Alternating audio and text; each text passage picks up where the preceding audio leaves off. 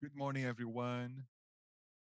I'd like to welcome all of you to this event to discuss regenerative metrics for Brazil. We're in partnership with the World Council for Sustainable Development. We have the pleasure to receive the representatives of the world businesses such as Matt and Mike. And I'll have the pleasure to have them speak today. We're going to have a presentation of a few companies.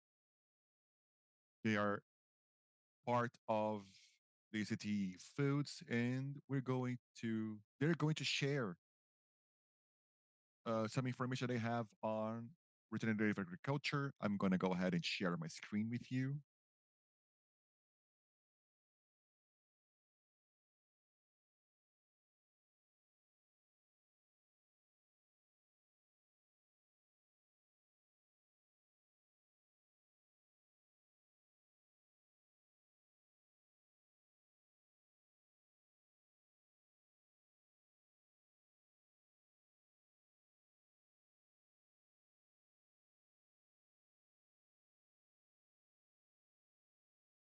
Can you see my screen? Yes. So this is our workshop for regenerative agriculture. I'd like to make a quick introduction about what CEBDS is in Brazil. World Business today counts on nearly 200 big companies or multinational companies. They are spread across the country, and with the regional councils like we have in Brazil, we're over 5,000 companies. We have an annual revenue of over $5 trillion, and we're responsible for more than 19 million direct jobs. So we are very important not only in Brazil, but worldwide. In Brazil, CEB, CEBDS is one of the board um, comprising 62 boards around the world. We turned 27 years of operation. We're an association of over 100 big companies. And within the direct jobs that I mentioned, CBDS concentrates over 1.1 million of direct jobs. And 6 out of 10 largest companies are in CBDS Brazil. So we are very representative. We have thematic chambers and working groups, as you can see on the screen. We have one for climate, energy, and sustainable finance. We also have the communities, which is the one we have today, biodiversity and technology, water, social impact. And we have three working groups: Amazon, which is our fifth working group regionally, advocacy, and circular economy. If you don't know us, this is our website and my direct email address. We have all the information you may need on our website, our publications. Please join CEBTS. Your company can make a difference not only in sustainability in Brazil, but also regarding worldwide sustainability, since we are an integrated system. Regarding today's event, it is held by the Agri-Food System Thematic Chamber, which is part of the Nature uh, branch. And I'd like to thank our good sponsors, and without them, these events wouldn't be possible. So our co-sponsors are Bayer, Nestle, Unilever, and Knowledge Grows, and Yada Knowledge Grows. Thank you. Regarding the regenerative agriculture topic, we've been discussing this since last year. We released a study where we identified the conceptualization challenges of what regenerative agriculture is in Brazil, also the definition of metrics and criteria for analyzing and providing the success of such practice, not only in Brazil, but for the world, but more especially so in Brazil, and the establishment of a regulatory framework. Because in Brazil, we do not have a regulatory framework for the food production topic. We have also identified that this gap hinders owners, producers to get credit and finance because they they can't prove and identify that these producers or products are part of the regenerative agriculture. Of course, this prevents selling and value aggregation for the products. As I said, last year we released a regenerative agriculture study in Brazil with challenges and opportunities. This study was released in last year's COP28 with the participation of our companies and representatives of the Ministry of Agriculture, the Agriculture Ministry, and Environment Ministry. It was an important event where we were able to publish and leverage this discussion, encourage and foster this discussion in Brazil. This year, we're working on identifying metrics and indicators that can present a challenge in Brazil and will respond to the challenges we have locally. That's why we're holding this event. And we brought the World Business team to present the whole work they've been developing for nearly 2 years now on metrics. We're also discussing how we can allow for banks and financing agencies acknowledge the um, regenerative, regenerative farmer when they request credit. After all, this transition requires financing, and how we can help this process is important to make it clear. Regenerative agriculture is a one-way path. We're insisting in this topic. It is one of the main strategies to reduce greenhouse gas emissions in Brazil and in the world. And this topic is under discussion in 20, now in the next COP, and of course on the climate COP, COP29. And we do want to bring results for next year's COP in Brazil. We want to bring concrete results that show the efficiency of the type of agriculture and how Lucas Urbano said the other day,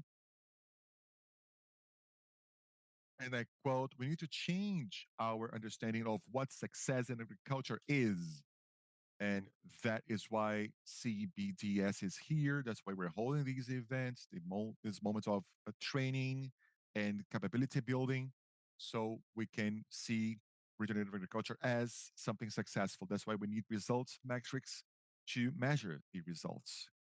Once again, these are my content information pieces. I'd like to thank all of you who are watching us over YouTube and for those of us in the room. Again, thank you very much to our sponsors, Unilever, Bayer, Nestle, and Yara, because without your sponsorship, we wouldn't have these important moments here. Now I pass the floor to Matt with Word Business. Matt, over to you.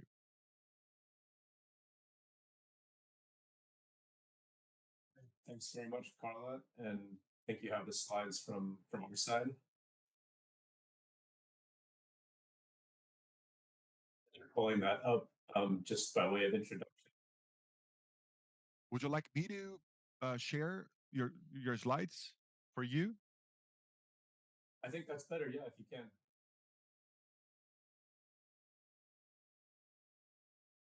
Hey, hold on.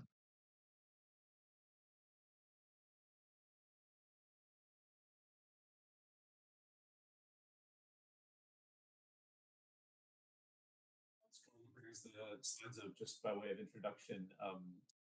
The Business Council for Sustainable Development. If you don't know us, we're a global network, CEO-led network of global companies, 250 global corporations who are part of our network, and we think of ourselves as sort of the how-to hub for sustainability. So we work to advance a sustainable economy across key sectors of the economy towards climate net zero, a nature positive, and a socially equitable future. And I sit in our team that works on agriculture and food. We also have teams across other sectors. And my focus is on nature positive. And so that will be a bit of the lens that I bring today. But we work very closely with CEBDS and with many of the companies represented here today. So it's great to see this group focused on the application of these concepts in a really key landscape such as Brazil.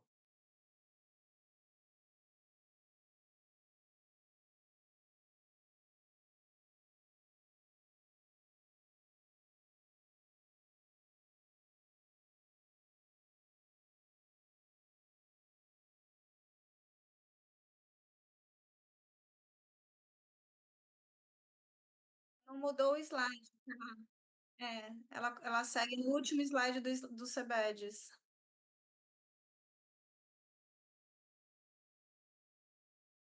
Sorry, I'm going to have to reshare my screen.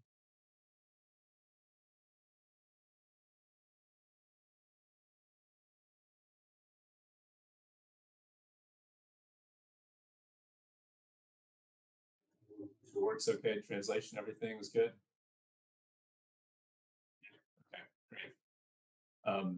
Okay, so I'll go through a few slides here just to present the work that we've been doing for the last 2 years on regenerative agriculture with a focus on metrics.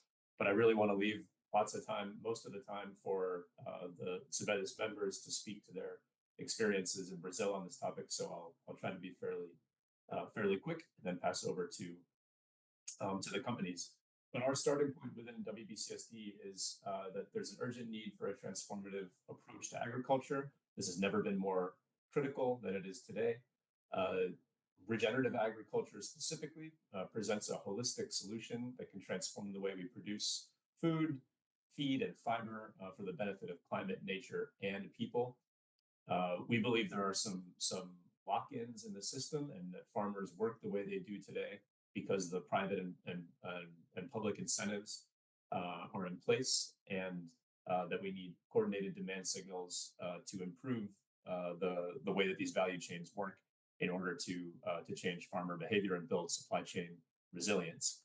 And so the work that we've been doing in the last couple of years is to converge on how we measure, report, and support farmers towards positive impacts environmentally and also socioeconomics. And the core environmental areas that we think about with regenerative agriculture have to do with improved soil health, improved impact on climate, biodiversity, and water resources, and socioeconomics, which has a lot to do with farmer income and other related topics.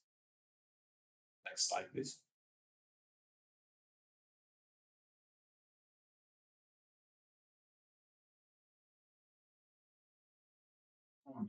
We started on this work because we saw several challenges, and there are 5 key challenges that we can point to.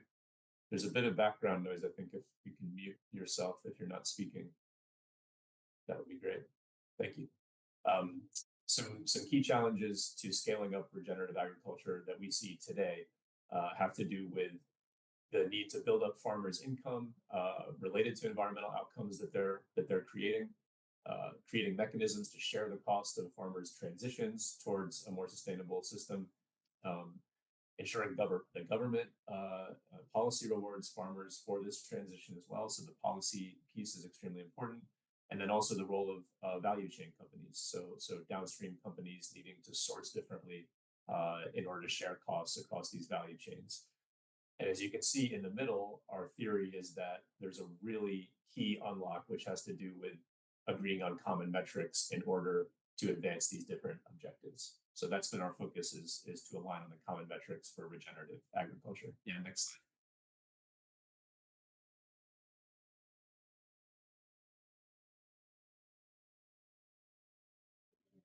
Yeah, thank you. So we've been on a journey for the last just about 2 years. It's been about 1.5 years since we launched a formal call to action to rally companies on how we measure regenerative agriculture. We've had over 60 monthly participants convened in this process, which makes it actually the largest private sector community on regenerative agriculture, and we take that We take that responsibility very seriously because we know we have considerable weight from the private sector, as well as key partners in the space. And over the last 18 months, we've had 7 different working groups where we had technical experts engaged on metrics and identifying alignment and associated challenges. And we've had many companies and partners engaged in those working groups. Again, some of you are here today. So big thanks for your participation in the work so far. All of this has resulted in 11 areas of environmental and socioeconomic outcomes aligned. We've put out 5 chapters of guidance, and you're able to see that on the website today. So that's out for use and for us to build on going forward.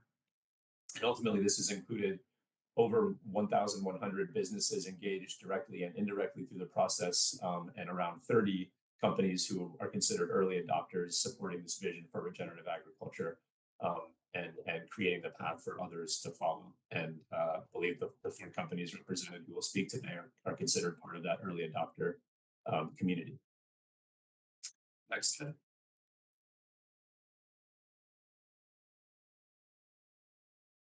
So here you'll see just a quick vision of those participants in the process.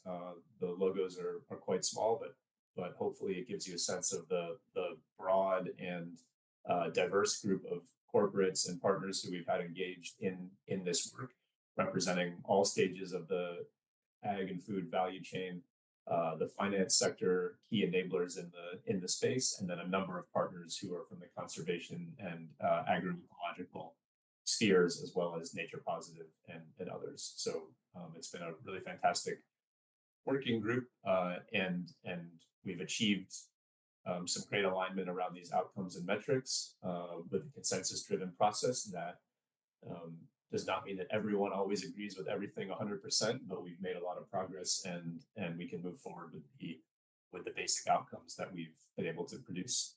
And so the next slide will go into some detail on those outcomes.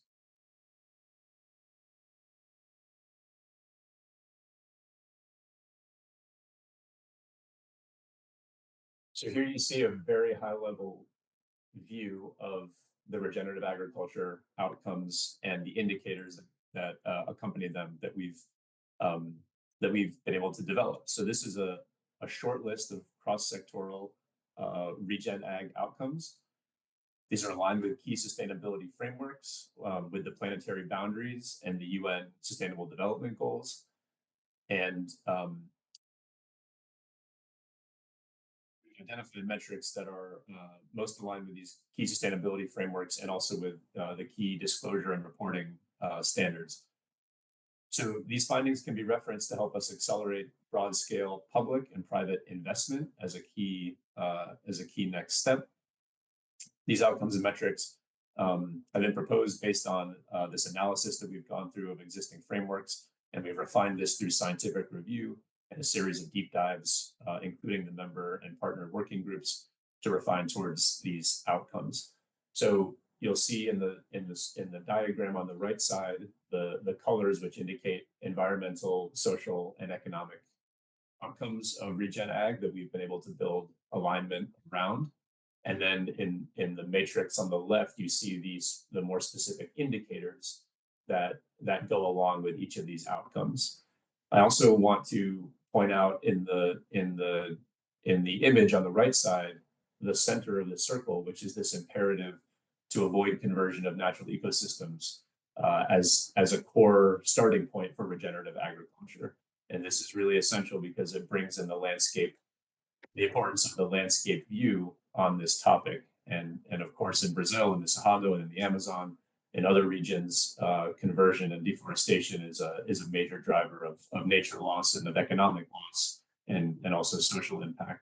So we want to make sure that's very central in the picture, is that there's an imperative to avoid further conversion of natural ecosystems as a basis for then improving the outcomes from the farming on field. So we can go to the next slide, which has a bit more detail.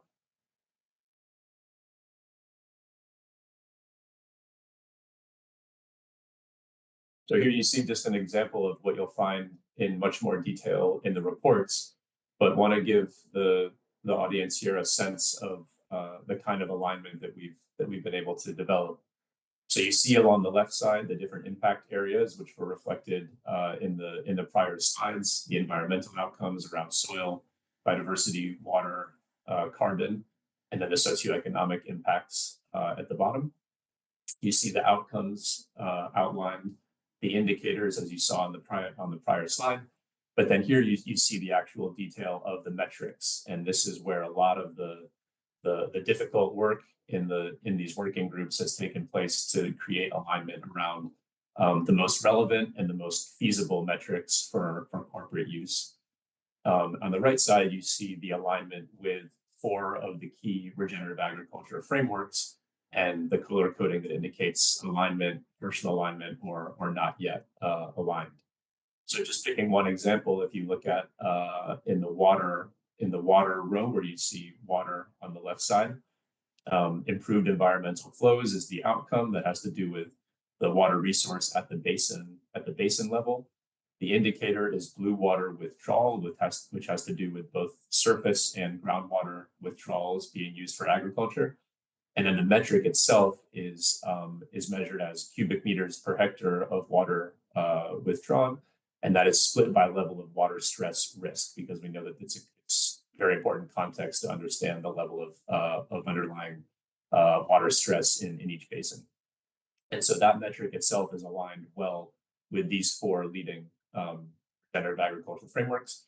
And yeah, if you go to the next slide, you'll see the same concept, but it shows a slightly different version of this alignment. And so this is a look at the alignment across some of the key back to this one, thanks. The key mandates, the key reporting frameworks that are both considered mandatory and voluntary in the sustainability space. And so same outcomes, indicators, metrics. Those are the core metrics that we've aligned around. And then you see here the alignment with these frameworks, such as TCFD, CSRD, CDP. Many of these names will be familiar to the corporate practitioners who are listening. And we show how they align, either because they're required in the framework, they could be voluntary in the framework, so optional in a framework, or they might be intermediary in the sense that the metric is needed in order to make a calculation to get to something that is required in the framework. So this just shows a quick view of this alignment across these key frameworks. And the idea is that we're seeking the metrics that have maximum alignment for the most relevant frameworks on each topic of interest. So there's a lot more in the guidance that will they can tell you, show you much more detail on the metrics themselves, the methodologies, some case studies, and quite detailed technical guidance on the different approaches and the outcomes and metrics that we've created this alignment towards. But the next slide, Carla, I think will give us just a look at the publications themselves. So here you see just a look at the 5 different chapters of publications that we've put out in the last few months. The QR code there will take you directly to the website where these different chapters are located. And we encourage you to take a look. We're still taking feedback. This is not intended to be the end of the story. It's actually just an important step forward as this journey continues, because we know that the science continues to evolve, corporate practice continues to evolve, data models continue to improve. And so we want to make sure that these resources stay up to date and relevant and useful for corporates and other actors in the space. But we believe this is a really important starting point for alignment around the outcomes and metrics to support regenerative agriculture across the world. And the next slide is the final one from my side for today, which speaks a bit to our path ahead. So looking to next year, our work within WBCSD is really going to be focused in this space on regen ag around three big areas: harmonized measurement, transition finance, and advocacy efforts. And I think this aligns very well with the objectives that Carla just outlined on the previous slides from CEBDS and their approach in the future to really scale up regenerative agriculture in Brazil and to use these different levers in the most efficient and most effective ways. So from our standpoint, sitting at the global level, we have these global work streams around adoption pathways for decision useful metrics, basically taking forward different mechanisms to deliver these metrics and to implement them across different landscapes. We have a whole area of work around high impact landscapes, which includes both Europe and Brazil, as you see on the right side. And then working on the policy and agenda shaping, as well as financing to make all of this happen. I think that it's important to point out that we're very closely tied in with CEBDS as a local partner of ours in Brazil, working to align our approaches and ensure that we can have complementarity in our work going forward, especially as Carla said, towards COP30 at the end of next year. And we have some excellent work happening on the ground as well with some of the corporates and members represented today. For example, at our soft commodities forum focused on deforestation, conversion-free soy production in the Cerrado, and the work that's going there with the agri traders to ensure a transparent and consistent approach on deforestation, conversion-free commodities, and then also working more and more to actually channel the investments to the farmer level to be able to incentivize them to adopt the practices and the outcomes that will lead to better results for nature and for communities as relates to deforestation and regenerative agriculture. So there's a lot happening. I don't have to tell you all that Brazil is a key focus region because of these pressures, and also with the focus leading up to COP30 next year. So we're very excited to work together with CEBDS in the next coming months to further these objectives and connect the dots from a global level to the local level. That's it from me today. If you'd like to learn more about what we're doing at WBCSD, please feel free to reach out, and I'll pass it back to Carla to continue the dialogue. Thank you.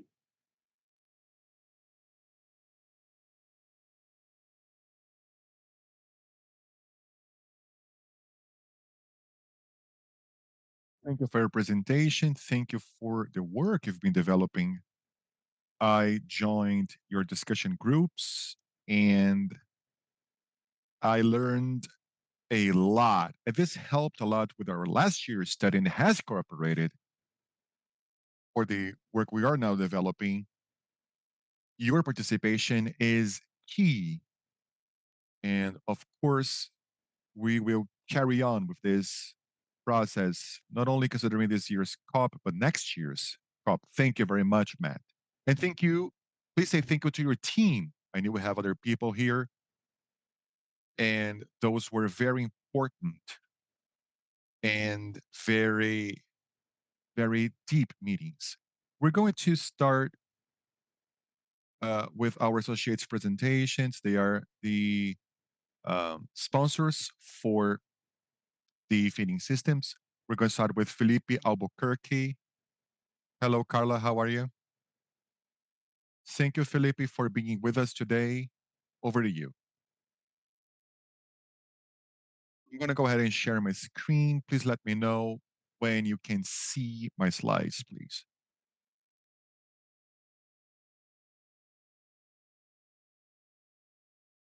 You can see your screen. Great. Thank you. Good morning. Thank you for the opportunity. Thank you for having me. It's a pleasure to be here with CEBDS. We have a long-term partnership within CEBDS, and it's very important to join this event and see friendly faces from other companies as well. It's great to see Barbara with Nestle, Lucas with Unilever as well. I haven't met Franciele with Yara, so it's going to be a pleasure to meet you. And I look forward to seeing their presentations. In addition to other co-sponsors, that I see here today. And the word business responsible for sustainable development. Matt, it's great to see you here. It's great to share this forum with you. It's a pleasure for us to join such actions. Before introducing myself, the space that CEBDS creates allows for us to learn and develop ourselves. And for me personally, when I join such events and hear other colleagues, when things are over, I'm always a better human being. So I want to get closer to the work group. It's always a privilege to be together with you. I am Felipe Albuquerque. I am responsible for LATAM sustainability within Bayer. And as Matt said, we do believe that regenerative agriculture work, including others, of course, is a co-creation work. We don't do anything alone. So the work we had together in with other projects that I'll be sharing with you in a minute. It's useless to have a single regenerative agriculture view. What we had so far was very different views on regenerative agriculture, and we do have different views on that. But what is the common ground? So this is a very good path that CBITS is walking, because since the farmer up until the most downstream industries and final consumer, the end consumer, what do we have? What sort of common grounds do we have to look for? So this is very good for us to discuss.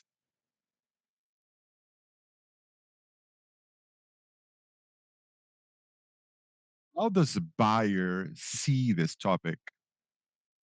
Our very inspiring view is the dilemma: to feed a growing population, we need and we are going to increase food producing production in the world at least by 50% in the fields we produce. So we can allow for these upcoming 2 billion people to feed themselves. And regenerative agriculture is the main source, and it is the way that is going to allow us to reach this result. We have many waves of increased productivity in the fields, and regenerative agriculture contributes towards that. We have our big commitment here, which is 30, 30, 25, 100. And we're going to focus all of our efforts by 2030 to reduce our GHG emissions by 30%. So the products we provide to farmers, so they produce more, we need to reduce 30% of its footprint. That's our first effort.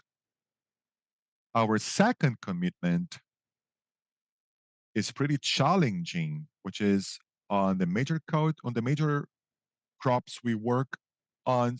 We reduce 30% of those crops, so soy, cotton, and corn produced in Brazil. How can we reduce the average emission from 2,600 kilos of CO2 to at least 30% less? And we are walking a very nice path. We have 70% reduction when we consider regenerative agriculture. The other 25% is not really connected to tropical agriculture in Latin America. It focuses in rice production in India. We have a pretty nice project there on how we can reduce 25% of water use in rice production. So we have a management and production work front in rice when we use hybrids, but we also know that a flooded crop of rice does emit a lot of methane. So not only does it reduce water, It brings an added benefit of reducing this important emission when we flood the land. And lastly, how we empower 100 million small farmers around the world. So this is important, but we need to empower the small producer and give him more favorable livelihood conditions through agriculture and through our solutions. So that's our commitment. And Carla talked to me and said, well, let's bring some of the pillars, some of the KPIs. And we do believe that regenerative agriculture is a component of several different practices that we can introduce in the field, and they bring benefits to the farmer or to the climate or society in general. The six benefits that Bayer is working on, and we see that our solutions and practices that we recommend do reach our pillars on the left hand side of the screen, and how we can help farmers produce more, how how we can increase yield and productivity. We need to produce more within the area they do have. We don't have to increase areas. Nothing's gonna work if the farmers can produce more in the areas they are working on. So this is a key point of our look. Number two, as I was saying before, this is not only to do with productivity, but when we bring regenerative agriculture, we bring rentability, profitability, and empowerment for the farmer because they use inputs more rationally. They use inputs more rationally, as I said, and you empower the farmer. When the farmer is empowered, so is the community. The city grows around them, the services grow around them. So every time agriculture grows, so does society. And the base of everything, soil. If we improve soil health, everything comes together. So all the practices that we say on the left hand side, keep the soil covered, minimize the soil revolvement, and improve the use of inputs and products. This improves that soil's resilience, the biodiversity, which is one of the key points for the soil. And when we improve that, we have a win win situation for everyone. And now, targeting climate, which is benefit four, we've seen significant gains when I use regenerative agriculture, reduce the emissions of that production. Everything we do emits. So the call we're doing here does emit. And producing food emits. We're going to reduce these emissions the most we can through regenerative practices. And that's what we're doing. Not only do we reduce emissions, how can we sequester carbon? So we've seen that with practices, we've had an increase of over 1 ton of carbon equivalent per hectare. Pro Carbon is a wonderful program that Bayer has been holding um, in Brazil and Latin America. We've been working with Embrapa, and we've been seeing carbon sequestering when the farmer goes for regenerative agriculture. This is the path, I'm convinced. And the last one, I'm not going to forget it, which is efficient water use. This is key for production. And this point reaches and touches regenerative agriculture practices. Now, to illustrate a little bit of my data, this is a case to wrap up our participation. This is a farm we have in Argentina, in Bergamino. In this farm, since 2015, we've been collecting data and we saw a history of results that is just amazing. This is a model farm where we have several practices and uses of our technology. We've seen an increased productivity in over 13%. This is amazing. I mean, when you think of producing 13% more, but increasing the gross margin of this producer by 22%.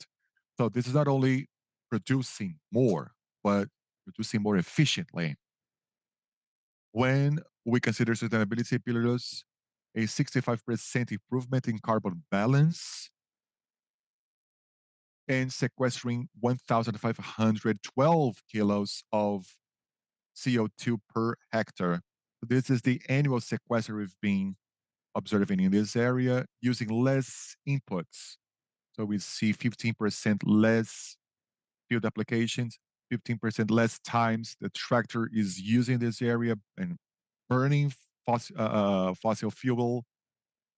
Because when we use products, we also add water and increasing the biomass of the system by 40%.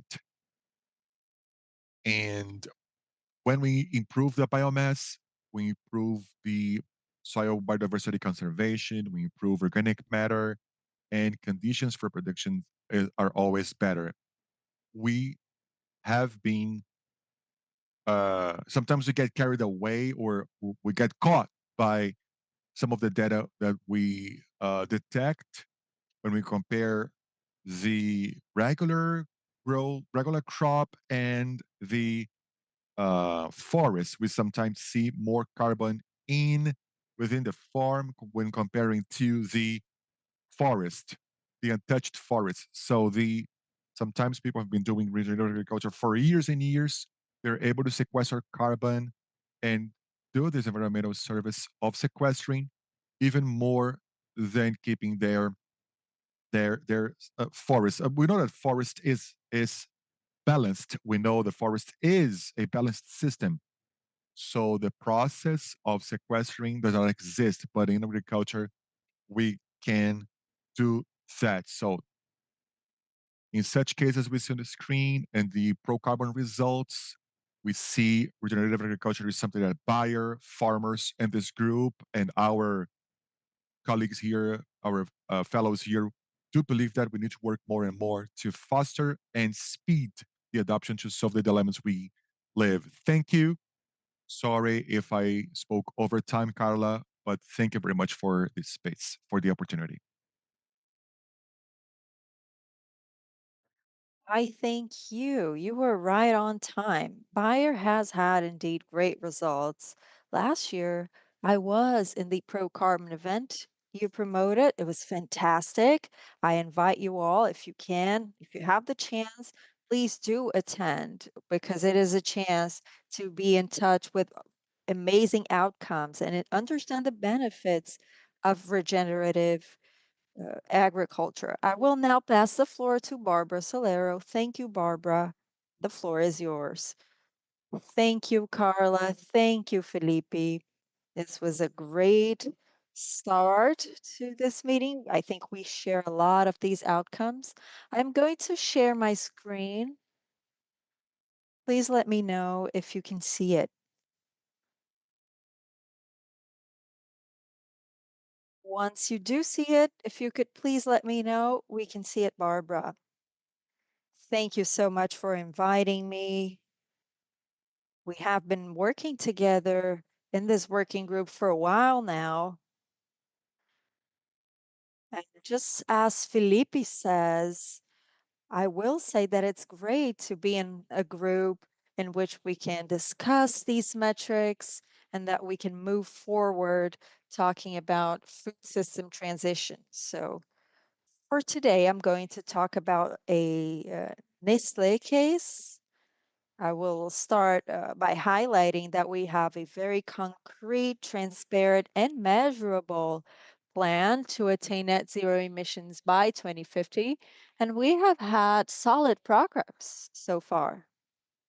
The way in which we have been transitioning from one system to the other is through our programs, which are leaders for sustainability for the main chains and ingredients that Nestle uses. So, Nature by Neo, for example, is a sustainability plan for milk production, cocoa plan for cocoa, and cultivating with respect for coffee production. Now, each one of these programs have basic outlines that permeate our actions. So we are working in order to assist these farmers technically so that they can continue to apply the techniques and improve their productivity and efficiency levels. We are really focusing on the increase of well-being of the people involved, thinking of human rights and work conditions. And we also have been implementing and measuring regenerative agricultural practices to improve soil health, water resources, and biodiversity, just like Felipe mentioned as well. So we're talking about programs that reach over 45,000 families on the ground. We have over 120,000 hectares in process, over 350,000 hectares of forests that are now preserved areas. And going back to our main topics today, we have over 2,050 farm assessments with Nestle methodologies to understand regenerative agricultural practices, which we call farm assessment, and also addressing footprints through farm tool. So this data has been bringing a lot of insights for us to draw the outlines for going forward as this data evolves. And here you can see a specific case for our milk chain. When we talk about milk production, we don't only talk about producing food, but we need to think about the animals involved in the chain. And what we see is very solid and robust data that demonstrate that regenerative agriculture is tied to the costs of production and also to decreasing carbon emissions. So, having this data, having these metrics, and measuring them annually help us bring these outcomes. So, on the left side, you can see a first analysis that we did on a smaller group of farms, around 40 farms, addressing the production of corn of 2022 and 2023. What we saw in that first year was an increase that wasn't significant for this period, but what we did see when we talk about milk production is new practices such as using uh, DJEX in the process. The compost barns are also enriched, so giving that back to tillage has decreased the need to use chemical fertilizers in 13%. And the area most impacted is the cost of production, which reduced in 8% in these farms. And when we think of the rentability, profitability of this activity as a whole, which for a milk farm is over 50%, we can see a direct impact on that matter, on profitability. So here we demonstrate this correlation. What we have been doing in this journey as we move forward is increasing the amount of farms that we address. We are today working with over 800 farms with the data collected by Farm Assessment Tools, which monitors regenerative agricultural levels. So we have advanced, engaged, and leader farms, and we were able to correlate that with co-farm tools data, which were also applied in large scales. So for this 23-24 production, we were able to notice a difference in productivity levels. And we're always comparing farms that are applying regenerative practices in advanced levels with traditional and conventional farms. So we have seen that farms that are being consistent in their practices are producing 8% more silage with an 18% decrease in emission per hectare. So here we can see how much we gain in terms of efficiency in general. And when we talk about milk production, we talk about animal productivity, food conversion. And when we move to agriculture, we're also talking about nutrient conversion. So the less we can use insumes or in the most optimal way in the end of the chain, this is going to benefit emissions and environmental impacts levels. So this here you can see a little bit of our metrics. We really believe that in order to keep on going, we're going to rely on innovations more and more. Here we say that we're uh, working with low hanging fruit. When we talk about milk production nationally, we understand that the level of professionalization on average is different to the corn or soy production that has been working with these practices for longer. So production ends up being a little bit more expensive, even though that does not invalidate everything we have been reaching for here, striving so that this production is viable in financial terms. But what we see is that these farms that have been getting more professional, reaching greater optimization, efficiency levels, while for those we see that we still need more technology, more innovation, and of course, a financial system that can allow for this next step to be taken. And a lot of education as well from end to end is what we usually say. Producers or consumers, in the end, they each play a role in this journey and in this transition that we have been striving for. This is what I had for today. Carla, thank you so much once again. And let's keep going, keep moving. And I'd like to hear about the other cases as well. Thank you. No, thank you. Also like to thank you for last year when I was able to visit your farms. It was fantastic.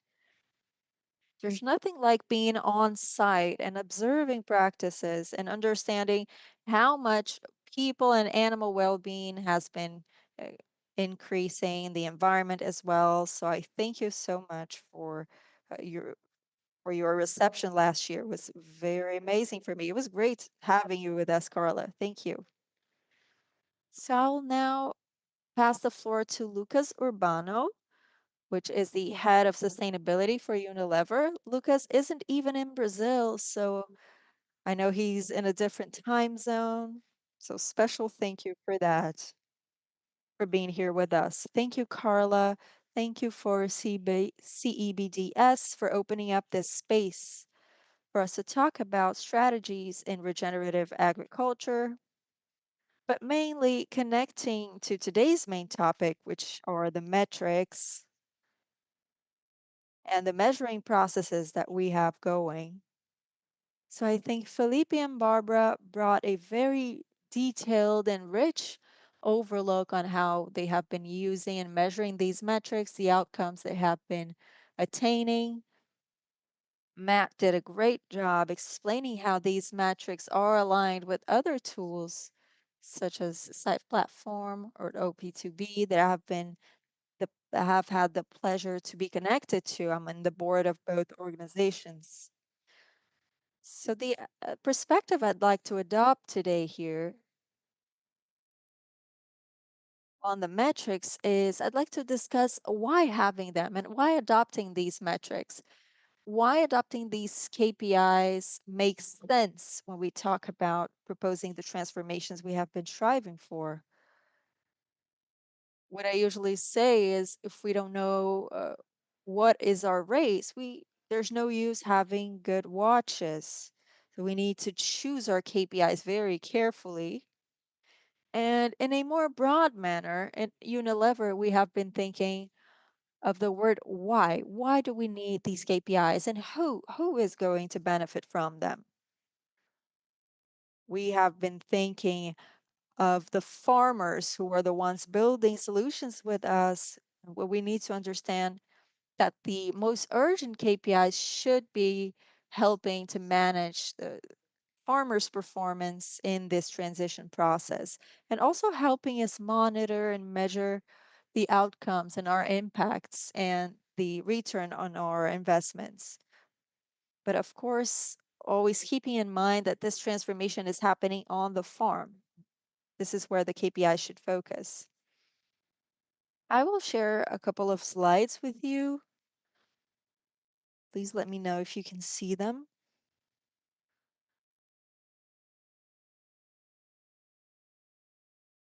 I will not uh, spend so much time showing you the slides. Can you see it? Yes, Lucas. Okay, thank you.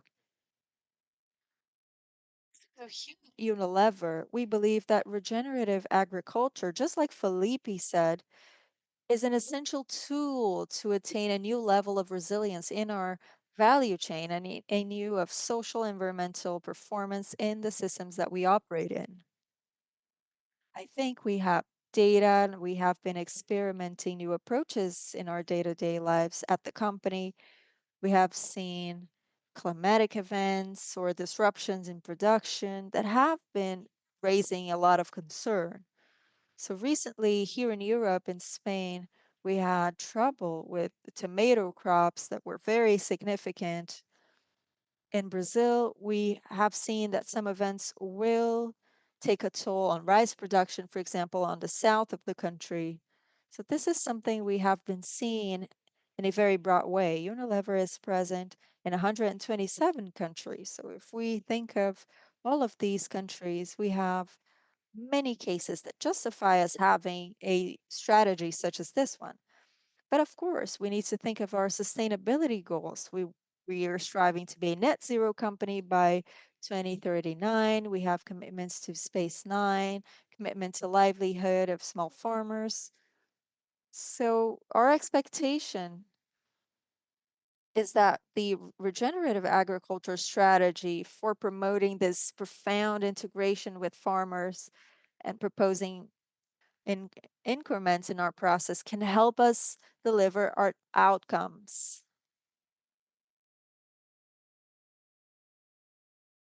So we have the volatility risks in our value chain and the environmental outcomes we hope to achieve. So all of our regenerative agriculture programs are designed while considering the integration with our commercial procurement strategies and our suppliers as well. So it's pretty articulated, and we need to have the business cases, as well as mentioned, like more internally. By using the KPIs that we presented, they are under control and they have planning perspectives as well.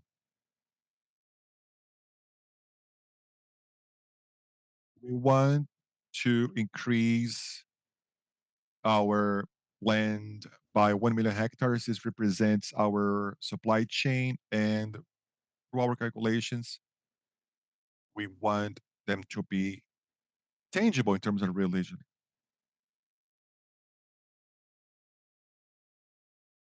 In addition to this figure, we have a few stakeholders. We're talking about farmers and people that work on the field. We're talking about our environmental impact.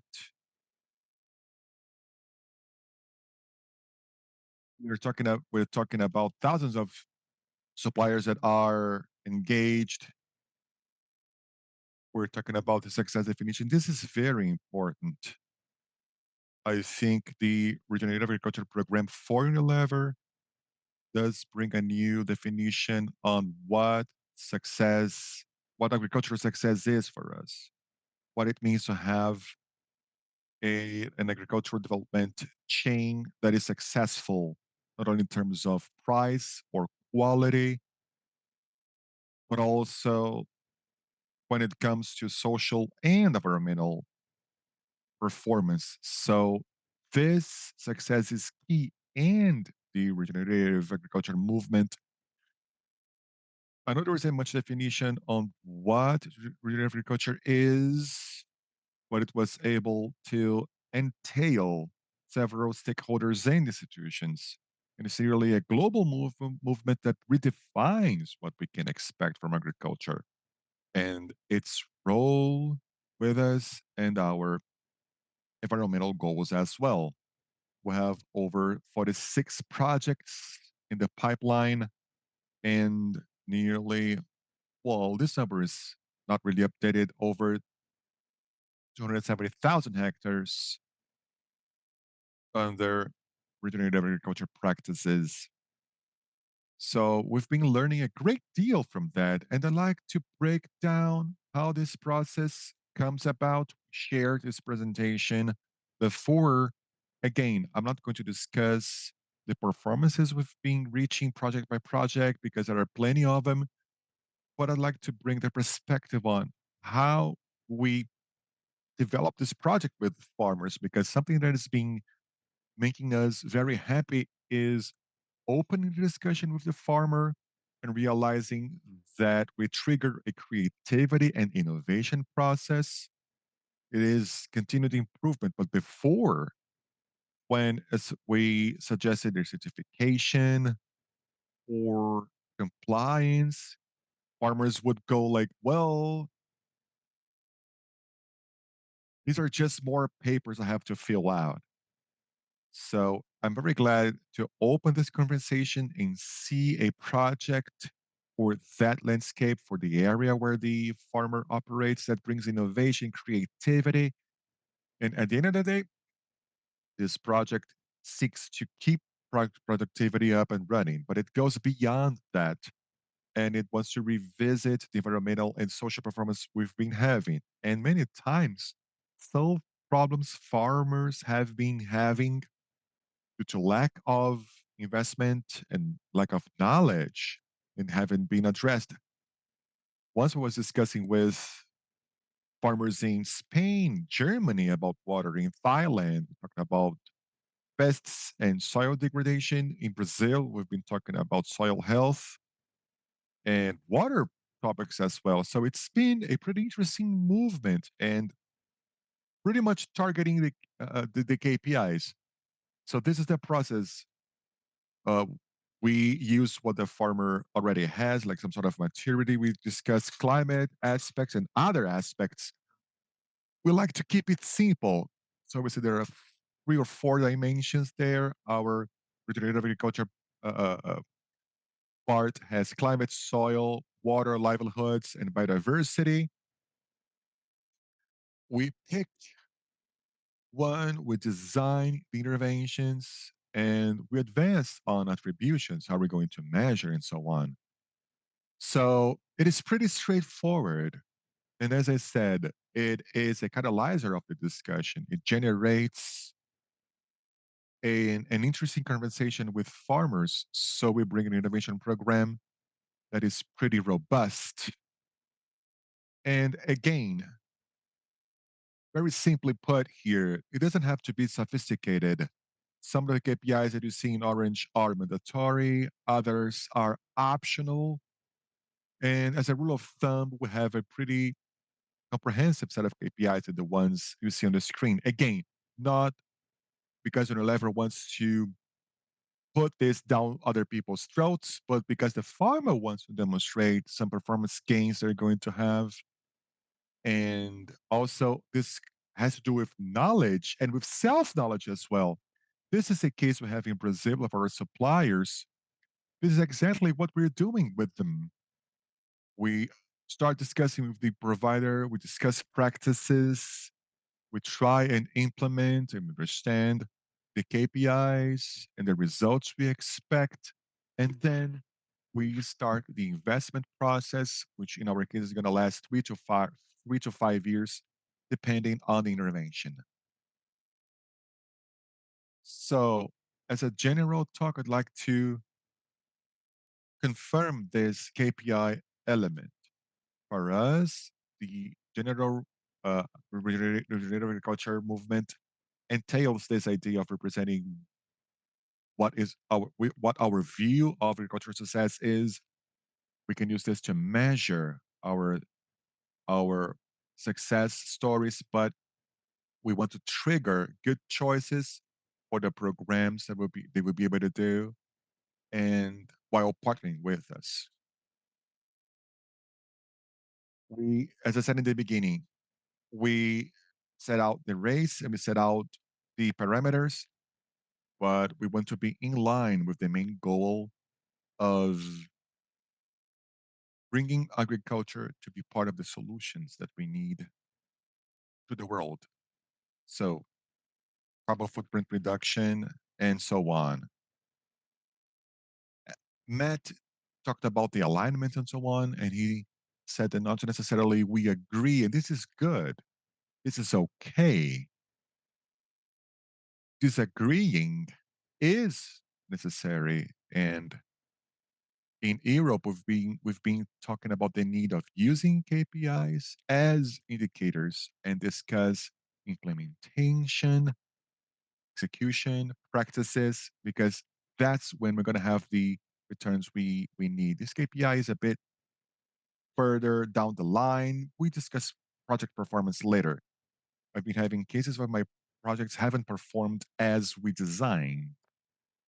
And this is okay. Then we're going to have corrective measures and we're going to bring the project to the level we expect. So, making clear how we're going to use the KPIs is something we've been pursuing as well. Thank you, Lucas.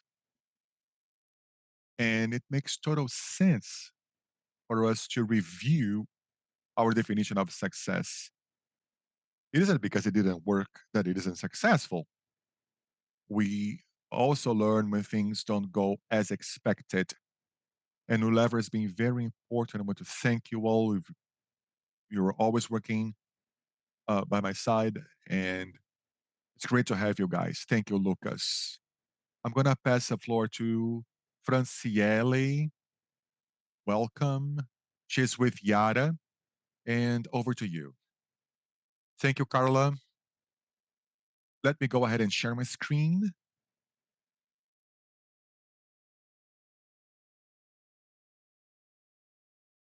When you can see my screen, please let me know. I just set it to presentation mode, but we can see your screen already. Perfect. First of all, good morning, everyone. Thank you for the opportunity and for having me, Carla. Thank you to the fellows, Yara, Monica, that they're allowing me to speak here. This work entails many different hands. So I'm going to introduce myself. I am Business and Sustainability Development Manager in Brazil. The area I work is within our area, we have our positioning when it comes to regenerative agriculture, the projects that connects to businesses, in addition to other projects related to decarbonization of biofuels and carbon production chain. It's good to be here. Food production chain. It's good to be here, and it's a pleasure to talk after uh, what Lucas and the others said. I agree with all of them. We are converging a lot when it comes to regenerative agriculture. Of course, as Felipe said in the beginning, that we have different points of view, and this has to do with the particularities of each segment. But it's good to see, hear, and learn from our fellows. So what I'm gonna say here is maybe is going to repeat what they said here and there, but it's a good sign that we are converging on the same path. So, talking about Yara, we are a multinational vegetable nutrition company. We are from Norway, but we have presence in several countries. Our ambition is to cultivate a nature positive future. And we have three pillars, which is climate neutrality, regenerative agriculture, and prosperity. So the neutrality, we've been working on the commitments we have with SBTI. Regenerative agriculture is one more element to comprise this food production chain. And at the end, it needs to be profitable for all chains. When you talk sustainability, when you talk regeneration, it needs to be profitable today and throughout the journey. We have some figures on how Yara has been working to reach its climate neutrality commitments. As you know, fertilizers, and I mean, Yara's core is uh, nitrogen fertilizers, and that is why we also see so many appeals for the reduction and sometimes and unfounded opinion. But this has to do with production and use within the gates. We have emissions related to fertilizers, but Yara has been working since 2005 to reduce emissions in nitrate production. So we have developed a technology that is adopted by other companies that reduces by 90% the nitrous oxide production. And this has to do with a 45% reduction in the carbon footprint down the line. In addition, for us to reach our commitments for 2030 and 2050, we've been working on multiple pieces of innovation, and we are pioneers in developing fertilizers that are produced based on raw material and renewable energy. And this is what is going to allow us to reduce emissions more and more, the scope one reductions related to our fertilizers production.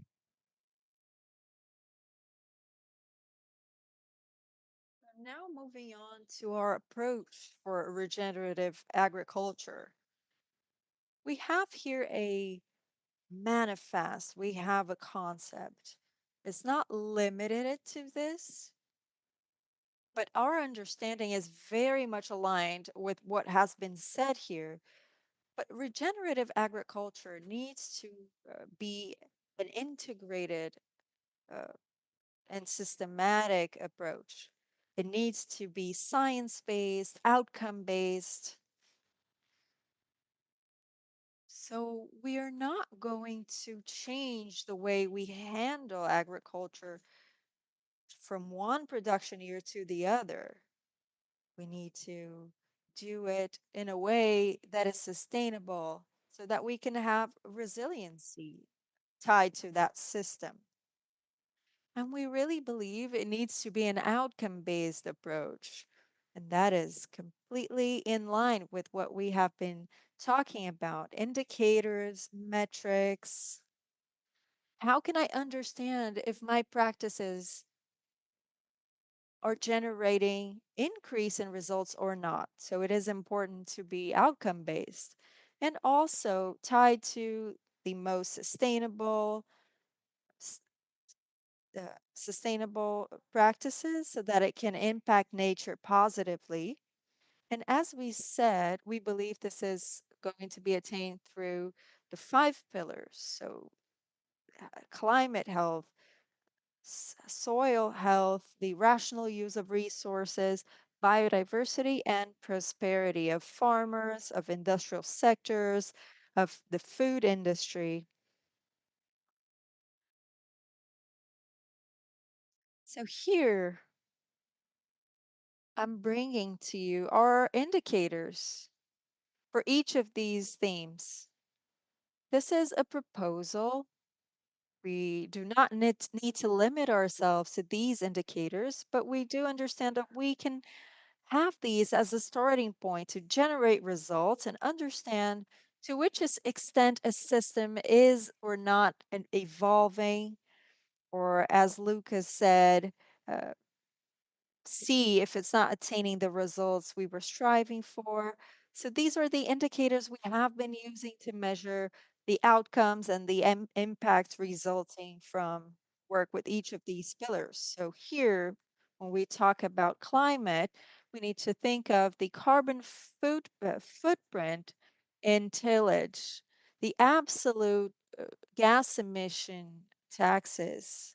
When I talk about soil health, well, soil health directly impacts all of these other pillars, and we can measure them through chemical analysis, physical, biological analysis. So today in Brazil, we already have a technology that was developed by Embrapa, BOAS. It is already available and has been validated for grains, and it has been expanded for coffee. It's being expanded for other crops, and it brings a nice outlook from the biological perspective. This is always a challenge, right? The chemical and physical elements are a little bit easier and viable to deal with in terms of price analysis. But when we talk about the biological aspect, it is not only very complex, but we are very uncertain of the outcomes. And so today, within the experiments that we have conducting in Brazil, we have adopted this technology developed by Embrapa because it is simple, it is not costly, and it brings outcomes that are very assertive in order to assess soil health, how soil has been behaving in relation to what we have been doing, and also to identify tendencies to what should or might happen if soil health might decrease or if it has been solidly increasing.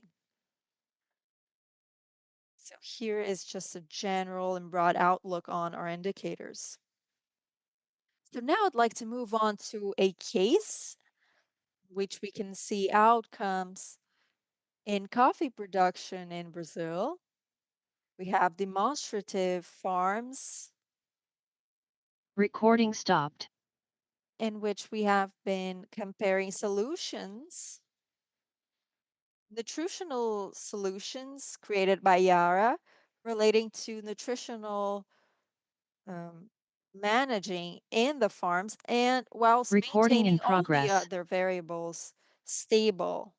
So if the farmer has been adopting a couple of the practices, such as covering plants, mixing covering plants, rotating crops, consortiums of crops, we maintain these practices and we assess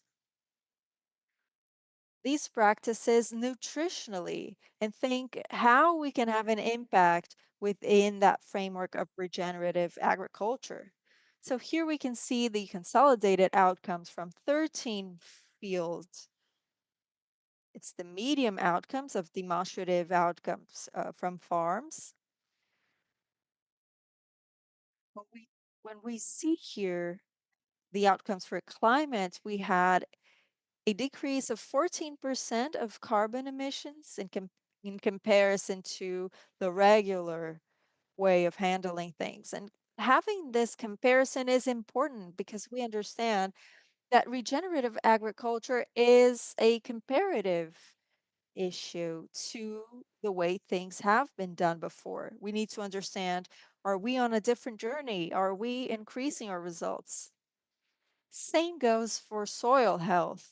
We, we found that chemical attributes increased in 8% in terms of quality. The biological attributes on the soil increased in quality in 6%. We measure the efficient use of resources in terms of hectares. So we need less land area for conversion in agriculture.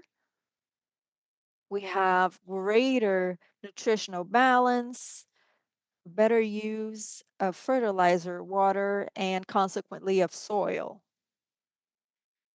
Here we can also see positive outcomes in terms of biodiversity because once we have an increase in soil health, as a result, we increase the microbiota close to the rhizosphere. So we're not only assessing biodiversity over the soil, but also under the soil, where we have a great amount of microorganisms and species.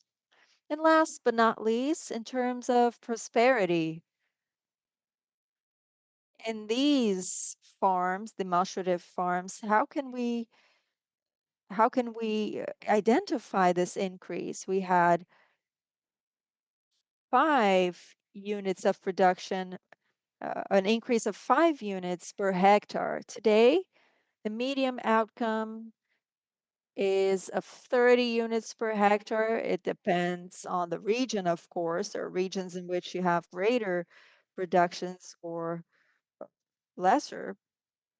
But if we think about the cost of coffee today, hundred $1,500 or $2,000 per unit, this represents relevant gain for producers.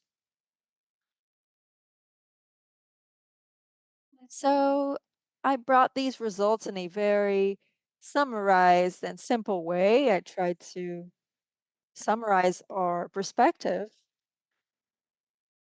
At Yara, the way we see our role within regenerative agriculture is we are a part of it. We are a part of the solution because our segment is vegetable nutrition.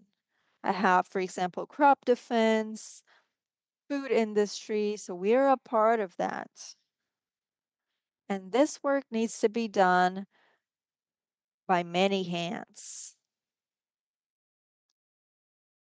We need these discussions, these collaborations in order to evolve in this journey towards regenerative agriculture. As Carla said in the beginning, there's no way back from it.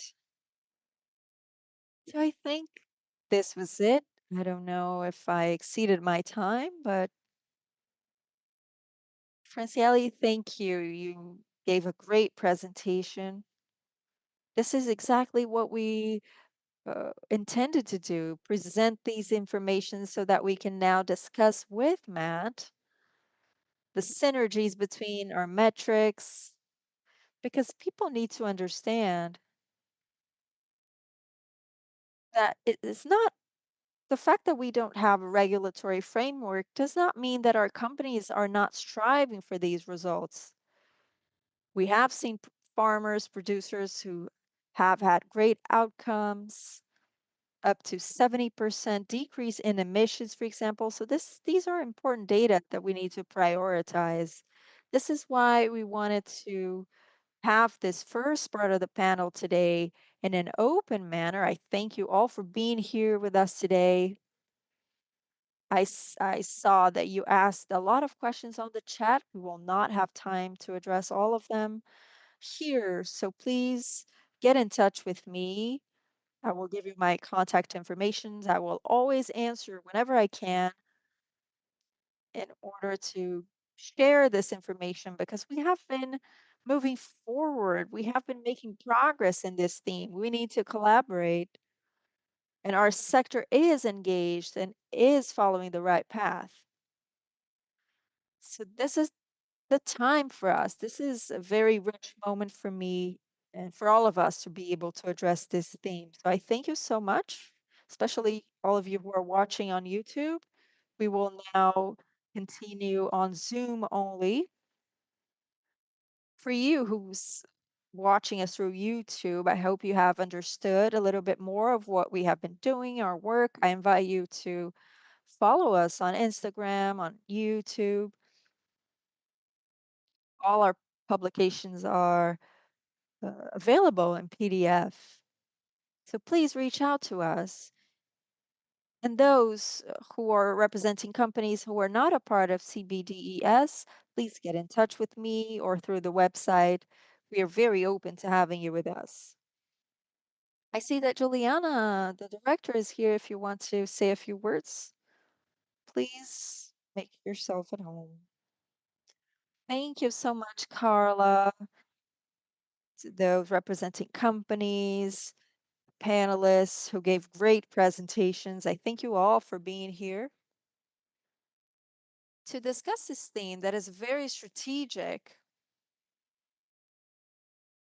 One of the topics that we have discussing in which we have the most alignment. We understand we have great challenges, but also great opportunities to position Brazil to be a leader and to lead by example, especially thinking of COP30 next year.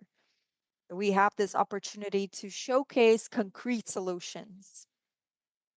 Today we saw a lot of examples of that, and we have a very strategic journey ahead from here to COP30 to mature our ideas and get there with a very robust portfolio of impact solutions.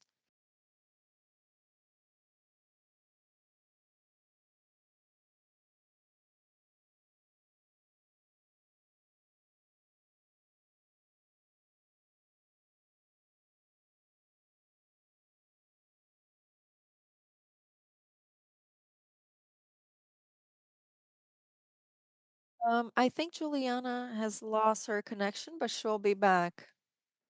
Oh, she's back. I'm sorry for my connection problems, but I'll wrap it up by saying that we have this opportunity to mature these fruits. We have spread a lot of seeds here, and we have the time until COP30 to mature this portfolio of solutions and demonstrate and showcase concrete solutions to face climate change, climate emergency, biodiversity loss, and socioeconomic inequality. So thank you.